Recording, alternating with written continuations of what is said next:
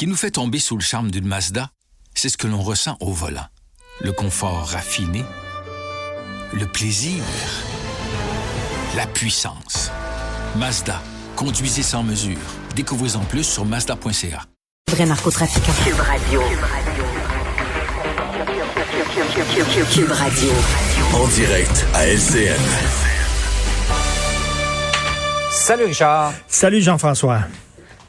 J'ai hâte de voir ce que tu penses de ça, ce retrait. On pense que c'est temporaire, le temps de régulariser sa situation, de Pierre Fitzgibbon, évidemment à la suite d'un 4e rapport de la commissaire à l'éthique. C'est ça, reculer pour mieux sauter peut-être, là, mais genre, bon, je voyais Michel Leblanc que tu avais tantôt, là, alors, de la Chambre de commerce du Montréal métropolitain, qui dit c'est très dommage, c'était un excellent ministre de l'économie, mais c'est pas ça la question, là. La question, c'est pas, est-ce que c'était un ministre qui était respecté du milieu des affaires, bien sûr.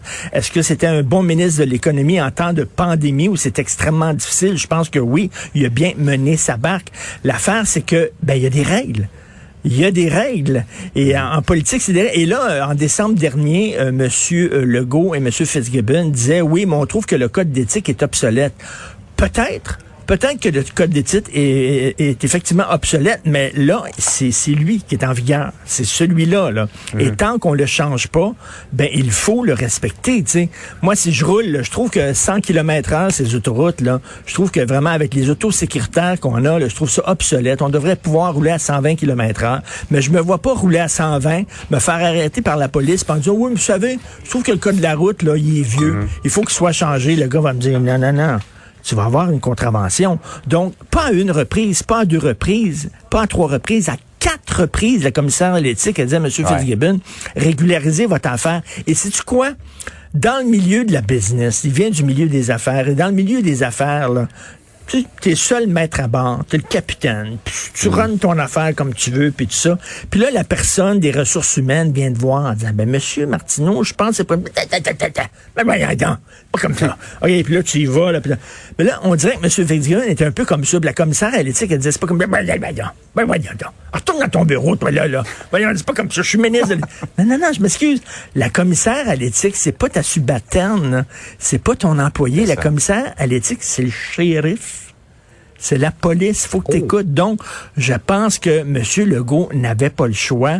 Il avait étiré l'élastique de l'amitié et de la confiance jusqu'à son maximum avant que ça ait pète d'en face. L'élastique vient de péter hier. Ah oui, il a pété hier. Il a dit, tu vas reculer, on va régulariser ça, parce qu'on va changer le code d'éthique et tu vas pouvoir revenir. Mais il y a des règles. Et quand on se lance en politique, la loi est dure, mais c'est la loi.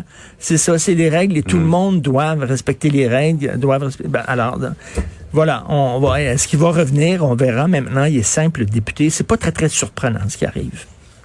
Absolument. Chronique d'une finalité annoncée. Oui, tout à fait. Les balles de finissants maintenant. Et là, je vois les pétitions. Il y a des gens qui nous écrivent. Il y a des jeunes finissantes qui vont de messages qui viennent du cœur. Oui, M. Arruda a dit on va réévaluer, voir s'il n'y aurait pas possibilité de... Qu'est-ce que tu en penses? Est-ce que c'est trop la ligne dure de dire pas de balles en dehors des heures de cours? Je t'ai dit il y a quelques jours que j'étais membre du Front de libération des vieux, le FLV, parce que je veux que les vieux puissent jouer au baseball poche. D'ailleurs, je ne sais toujours pas c'est quoi le baseball poche.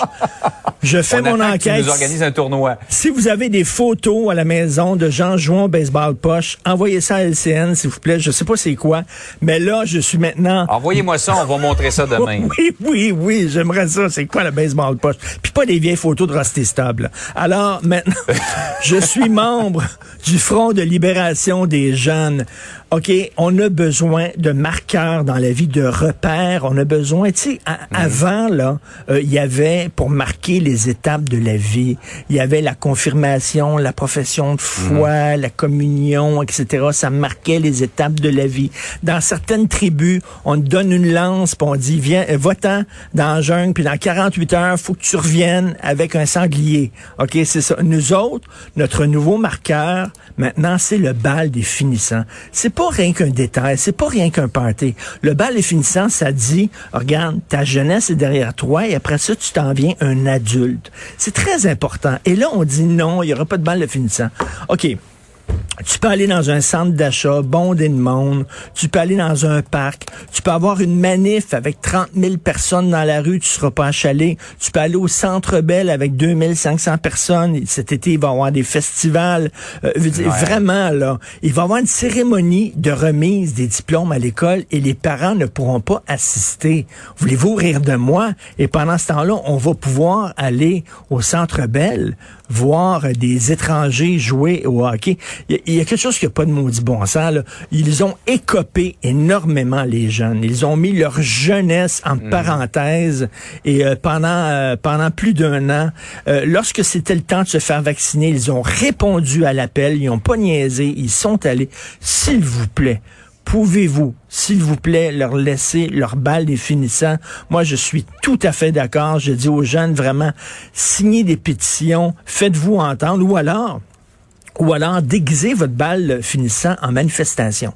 OK, là, faites comme un genre de défilé, comme on fait à Rio, là, dans les rues, là, vous avez 1 mois pour organiser ça, là, des margerettes, des DJ sur des chars allégoriques, puis tout ça, puis vous allez marcher, faites 2-3 pancartes, là, comme ça, là, puis les gens vont dire c'est une manifestation, vous allez danser dans les rues, vous allez avoir du fun et tout ça, puis là, vous serez pas embêtés, parce que c'est une manif. Là, c'est correct, soudainement.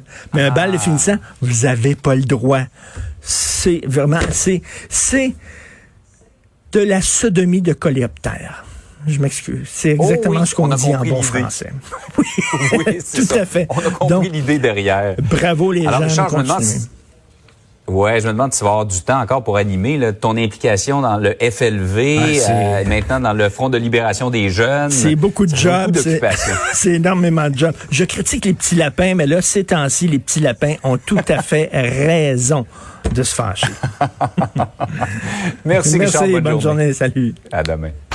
Parce qu'en assurance, ce qui compte le plus, c'est d'être là quand ça compte pour vous. Promutuelle Assurance est heureux d'être là partout avec les auditeurs de cette émission. Fiers de protéger les biens des Québécois depuis près de 170 ans aux 4 coins du Québec. Promutuelle Assurance est là. Bon balado.